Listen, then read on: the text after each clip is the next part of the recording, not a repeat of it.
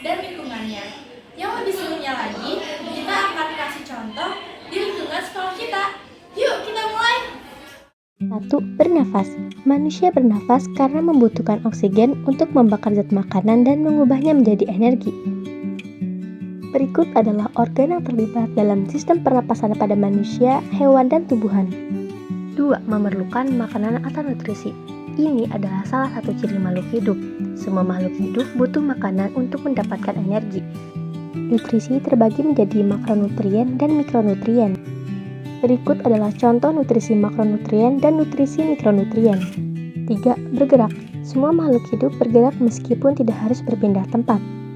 Gerak dibedakan menjadi dua, yaitu gerak aktif dan gerak pasif. 4. Peka terhadap rangsangan. Peka terhadap rangsangan adalah kecenderungan makhluk hidup menanggapi rangsang dari luar, berupa sentuhan cahaya, bau, rasa, dan rangsangan lainnya. Tumbuhan putri malu ini adalah contoh makhluk hidup yang peka terhadap rangsangan. 5. Tumbuh dan berkembang. Semua makhluk hidup mengalami proses tumbuh dan berkembang. Tumbuh adalah perubahan ukuran, sementara perkembangan adalah proses menuju kedewasaan.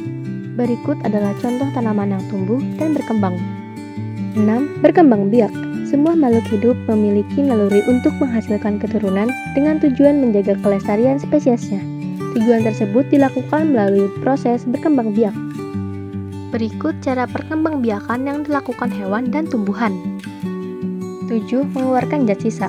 Dalam proses metabolisme akan terbentuk zat sisa yang harus dikeluarkan melalui proses pengeluaran zat sisa atau ekskresi. 8. Beradaptasi. Makhluk hidup memiliki kemampuan beradaptasi, yaitu kemampuan atau tindakan untuk menyesuaikan diri dengan lingkungannya. Antara lain sebagai berikut.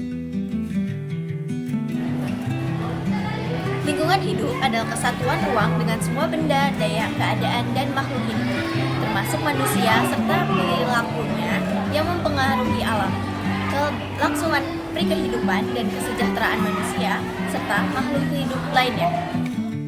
Komponen lingkungan hidup. Komponen lingkungan hidup dikelompokkan menjadi dua, yaitu komponen biotik dan komponen abiotik.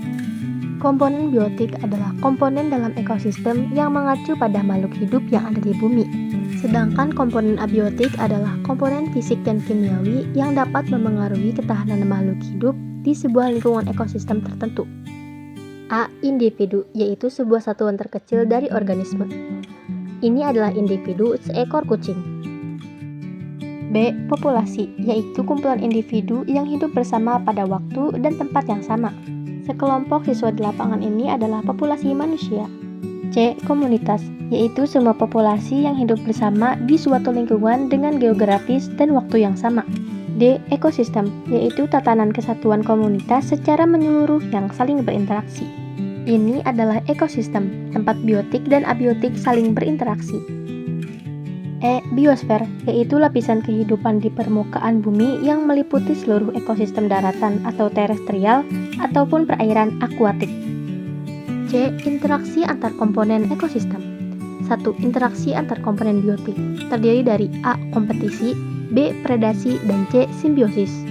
2. Interaksi antara komponen biotik dan abiotik, terdiri dari A. Rantai makanan, B. Jaring-jaring makanan, dan C. Siklus materi. A. Rantai makanan.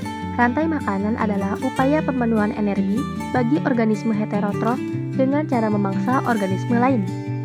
B. Jaring-jaring makanan. Jaring-jaring makanan merupakan kumpulan dari berbagai rantai makanan yang saling terhubung. Jadi itulah penjelasan kita tentang makhluk hidup dan lingkungannya. Semoga bermanfaat ya teman-teman.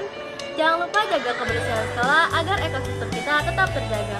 Sampai jumpa di vlog berikutnya. Dadah.